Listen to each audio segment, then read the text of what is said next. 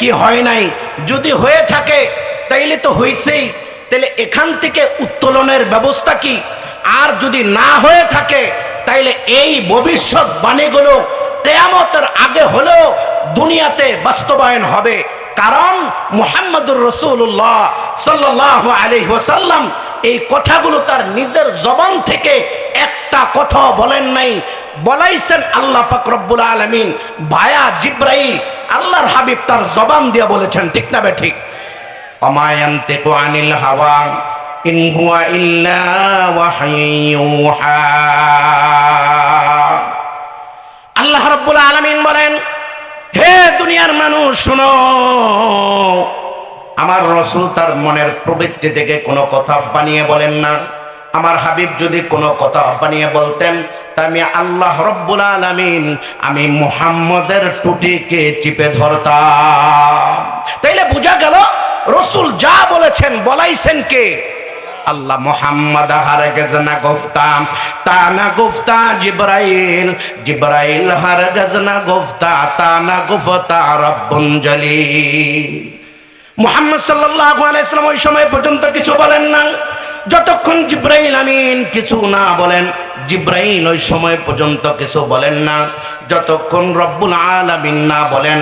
গুয়াকে মুহাম্মদুর রাসূলুল্লাহ সাল্লাল্লাহু আলাইহি ওয়াসাল্লামের কথাগুলো তার কথা নয়, স্বয়ং কার কথা বলে? আল্লাহর কথা। তাইলে রাসূল সাল্লাল্লাহু আলাইহি ওয়াসাল্লাম যেই ভবিষ্যৎবাণী রেখে গেছেন, আল্লাহর হাবিব বলেন। মাঝখানে ছোট্ট একটা ঘটনা বলি। আমি কয়েকদিন আগে, এই তো গত অগাস্টের 5 তারিখ ফ্যাসিস্ট সরকার বিদায় হয়েছে, ঠিক না ঠিক? আমি এর আগে নোয়াখালী একটা মাহফিলে গিয়েছিলাম। নোয়াখালী মাহফিলের ভিতরে আমি এই হাদিসটা, যেই হাদিস আপনাদের সামনে তেলাওয়াত করেছি, এই হাদিসটা আমি তেলাওয়াত করার পরে নোয়াখালী লক্ষ্মীপুর জেলা, ওখানে আমি এই হাদিস তেলাওয়াতের পরে বিশাল আলিয়া মাদ্রাসা, কেরামতিয়া আলিয়া মাদ্রাসা, তো প্রিন্সিপাল সাহেব আমাকে বললেন, হযরত আপনি তো বলেছেন ঠিক আছে, কিন্তু পাবলিক তো আর এটার তর্জমা বোঝে নাই, বিদায় আপনি তর্জমাটা না করে অন্যদিকে একটু তালমিল দিয়ে চলে যান। কারণ এই হাদিসের ব্যাখ্যা যদি এখানে দিতে যান তাহলে 1 নাম্বার আপনাকে গ্রেফতার হইতে হবে, 2 নাম্বার হলো যারা কর্তৃপক্ষ আপনাকে দাওয়াত করেছে তাদেরকেও জেলের ভাত খেতে হবে। তাইলে আপনি কি করণীয় আপনি বুঝে শুনে করেন। তা আমি বললাম, হাদিস যে বলেছি এটা তো আমার বানানো কথা নয়, রসুলের 1400 বছর আগে রেখে যাওয়া ভবিষ্যৎবাণী আপনাদের সামনে আমি বলেছি। তো এটা যদি জনগণ শোনে ইনশাল্লাহ আমি বলবো, জনগণ আপনারা কি বলেন? বলে হ্যাঁ হুজুর আমরা শুনবো, বলেন। তা আমি বললাম, আমি কি নিরাপদে ঢাকা পৌঁছতে পারবো? বলে হ্যাঁ পৌঁছতে পারবেন। রাস্তার মধ্য থেকে আমি গ্রেফতার হয়ে গেছি, জালেমের জুলুমের শিকার হয়েছি, নির্যাতন করা হয়েছে, বিভিন্ন রকমের বিভিন্নভাবে আমাদের উপর টর্চারিং করা হয়েছে।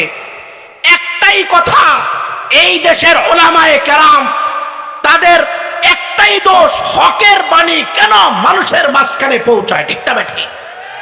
কারণ এটাই তাদের অন্যায়, আর কোনো অন্যায় নয়, ঠিক না ঠিক? কারণ হকের কথা বললে বড় বড় বোতল বন্ধ হয়ে যাবে, টেন্টারবাজি বন্ধ হয়ে যাবে, দুর্নীতি বন্ধ হয়ে যাবে, রাহাজানি বন্ধ হয়ে যাবে, খুন খারাপি বন্ধ হয়ে যাবে, ঠিক না ঠিক? এজন্য দোস্ত, তা আমি এই হাদিসটা পড়েছি, এই হাদিসের ব্যাখ্যা আপনাদের সামনে করব। আমি কি এখান থেকে সহি সালামতে আবার ঢাকা ফিরতে পারবো? আল্লাহর হাবিবের ভবিষ্যৎবাণী আপনারা মিলাবেন। আল্লাহর হাবিবের কথাগুলো হইল ওয়াহি, ওহিয়া গায়রে মাতলুব। যিনি এই হাদিসটা যার কিতাবের মধ্যে লিখছেন, 4 মাযহাবের এক মাযহাবের ইমামের নাম হলো ইমাম আহমদ ইবনে হাম্বল। নাম শুনছেন না? হানাফি, শাফিঈ, হাম্বলি, মালিকি। ইমাম আহমদ ইবনে হাম্বল তার কিতাবের মধ্যে উনি যে হাদিসটা আনছেন, এত কষ্ট করে তিনি এই মুসনাদে আহমদ লেখছেন, এত গ্রহণযোগ্য একটা হাদিসের কিতাব।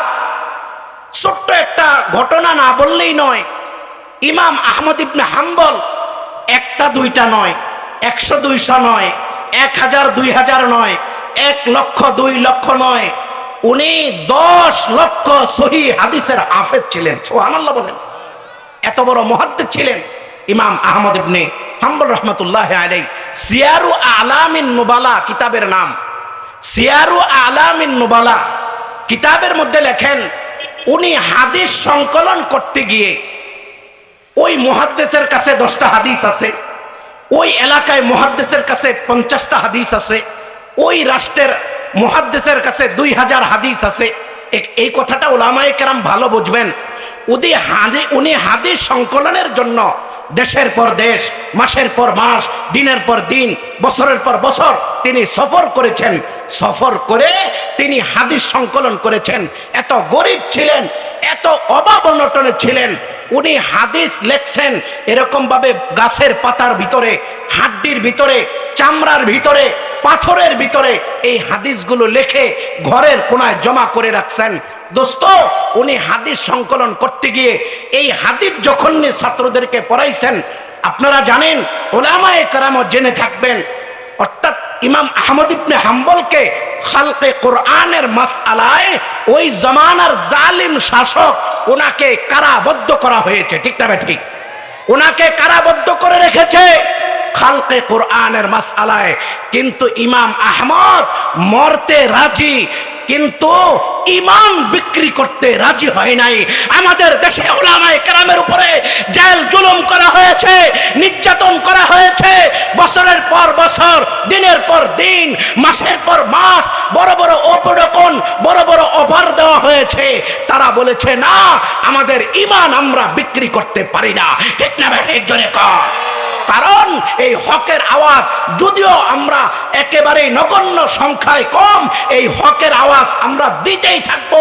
একদিন এই 18 কোটি মানুষ এই হকের আওয়াজকে মেনে নিয়ে এই দেশ থেকে জালেমদেরকে, ওই ফেরাউনের, ওই নমরুদের, ওই সাদ্দাতের বাহিনী দোসরদেরকে এই দেশ থেকে তাড়াইবার জন্য এই দেশের ধর্মপ্রাণ মুসলমান জান বেজি রেখে মাঠে নামবে। ঠিক না ঠিক?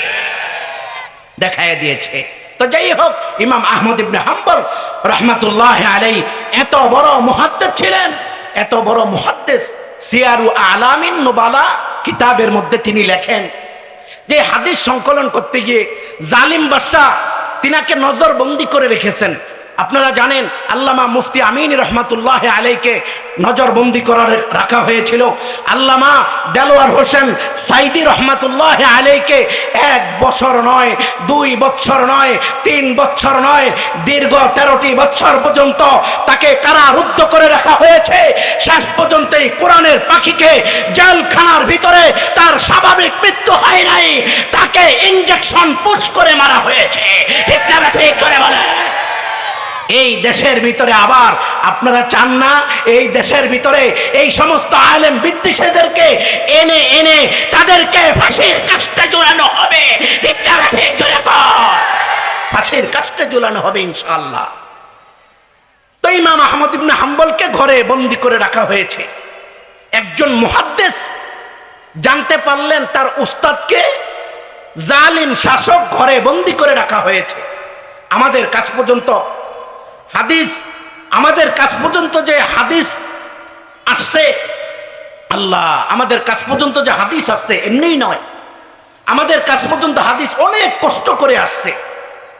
তো যাই হোক, এটা ভিন্ন কথা।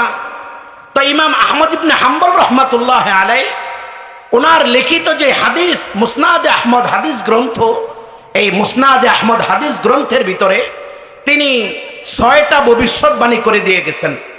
এই 6টা জিনিস যদি দুনিয়ার ভিতরে বাস্তবায়ন হয়, দুনিয়ার মানুষের মধ্যে আর মনুষ্যত্ব থাকবে না। অশান্তির আগুন সর্বত্রে ধাউ দাউ করে জ্বলতে থাকবে। অশান্তির আগুন সর্বত্র ধাউ দাউ করে জ্বলবে। 1 নাম্বার, আল্লাহর হাবিব বলেন, বাদিরু সিত্তাম বিল মউত, আল্লাহর হাবিব বলেন, 6 জিনিস আসার আগে আগে তোমরা মৌতের জন্য সফর করো। দুনিয়াতে এমন এক সময় আসবে 6টা জিনিস বাস্তবায়ন হয়ে যাবে। দুনিয়াতে 6টা জিনিস বাস্তবায়ন হয়ে গেলে অশান্তির আগুন দুনিয়ার সর্বত্রে দাউ দাউ করে জ্বলবে। আল্লাহর হাবিব বলেন, এই 6টা জিনিস যখন বাস্তবায়ন হয়ে যাবে, সম্মানী ব্যক্তিদের সম্মান থাকবে না, শিক্ষিত ব্যক্তিদের শিক্ষার কোনো মূল্যায়ন হবে না। আল্লাহর হাবিব বলেন, এমন এক সময় আসবে, অপেক্ষা করতে থাকো, ফান্তাজিরিস সাআ, কিয়ামতের জন্য তোমরা অপেক্ষা করতে থাকো। আল্লাহর হাবিব বলেন, হে আমার উম্মত শুনো, 1 নাম্বার বাদিরু সিত্তাম বিল মউত, 6 জিনিস আসার আগে আগে তোমরা মৌতের জন্য সফর করো। এখানে মৌতের অর্থ কি, বয়ানের শেষ অংশ আমি বলে দেব এই মৌতের অর্থ কোন মৌত। আল্লাহর হাবিব বলেন, 6 জিনিস আসার আগে আগে তোমরা আল্লাহ পাকের কাছে মৌত কামনা করো। এখন আপনারা প্রশ্ন করতে পারেন, হুজুর হাদিস শরীফের মধ্যে আসছে মৌত কামনা করা নিষেধ। আল্লাহর হাবিব বলেন, 6টা জিনিস যখন বাস্তবায়ন হবে, 1 নাম্বার ইমরাতাস সুফাহা। আল্লাহর হাবিব বলেন, এমন এক সময় আসবে অযোগ্য লোক নেতা হয়ে যাবে। ঠিক না ভাই? ঠিক। ইমরাতাস সুফাহা, অযোগ্য লোক নেতা হবে। যখন অযোগ্য লোক নেতা হয়ে যাবে, সমাজের সর্বত্র অশান্তির আগুন দাউ দাউ করে জ্বলবে। ঠিক না ভাই? ঠিক বলেন। অযোগ্য লোকের নেতৃত্ব যখন সমাজের মধ্যে আসবে, তাইলে তো বোঝা গেল এই জিনিসটা বাস্তবায়ন হয়েছে কি হয় নাই। দিনের কোনো জ্ঞান নাই, ইসলামের কোনো জ্ঞান নাই, কোরআন হাদিসের কোনো জ্ঞান নাই, এমন ব্যক্তিবর্গের কাছে দেশের ক্ষমতা চলে যায়।